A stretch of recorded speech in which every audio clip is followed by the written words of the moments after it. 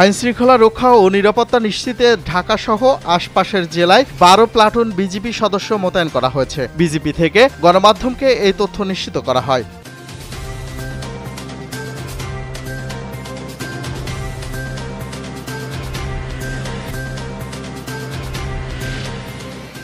সরকার জনগণের ইচ্ছাকে প্রাধান্য না দিয়ে রাজনৈতিক দলগুলোকে খুশি করার পথে হাঁটছে। এক সংবাদ সম্মেলনে এমন মন্তব্য করেন এনসিপির মুখ্য সমন্বয়ক নাসিরউদ্দিন পাটোয়ারী।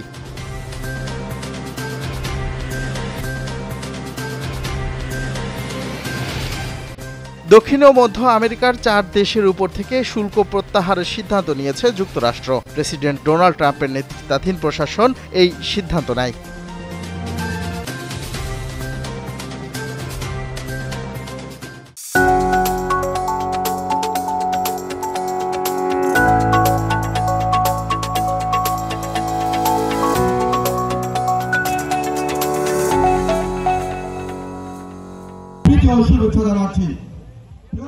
দেশব্যাপী আওয়ামী লীগের নৈরাজ্যের প্রতিবাদে চট্টগ্রামে প্রতিবাদ সভা অনুষ্ঠিত হয়েছে।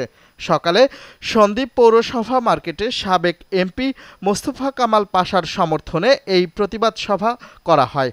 এ সময় বক্তারা বলেন, দেশজুড়ে আওয়ামী লীগ সন্ত্রাস ও নৈরাজ্য সৃষ্টি করে দেশকে অস্থিতিশীল করার চেষ্টা চালাচ্ছে। এজন্য সকল নেতাকর্মীদের সজাগ ও সতর্ক থাকতে হবে। সভায় উপজেলা বিএনপির সদস্য সচিব আলমগীর হোসেন ঠাকুর, পৌর বিএনপি নেতা জাকির হোসেন বিপুল সহ স্থানীয় নেতাকর্মীরা উপস্থিত ছিলেন।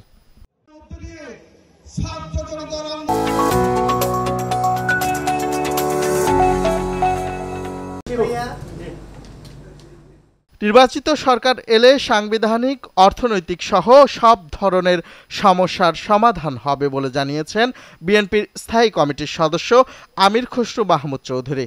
দুপুরে হোটেল পেনিনসুলায় চট্টগ্রাম ট্রাভেল ফোরামের আয়োজিত এক সেমিনার শেষে সাংবাদিকদের প্রশ্নের জবাবে তিনি একথা বলেন, জনগণের প্রধান চাহিদা গণতান্ত্রিক পরিবেশ তৈরি করে একটি উৎসবমুখর নির্বাচন। ছোটখাটো ইস্যুতে জনগণের মনোযোগ নেই, সবাই চায় নির্বাচন। এ সময় শেখ হাসিনার বিরুদ্ধে চলমান মামলাগুলোর রায়ের ব্যাপারে বিচার ব্যবস্থার উপর আস্থা রাখার আহ্বান জানান তিনি।